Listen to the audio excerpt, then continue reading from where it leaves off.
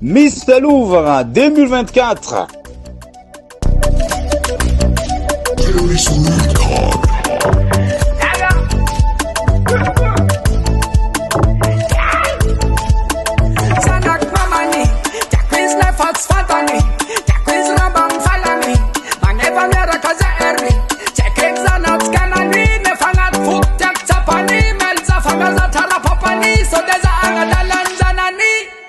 Via farats baby girl, zazaga siamo number one. Kolla na piano kama sunjwani, possible fona kolla sanyani. Via farats baby girl, zazaga siamo number one. Kolla na piano kama sunjwani, possible fona kolla sanyani.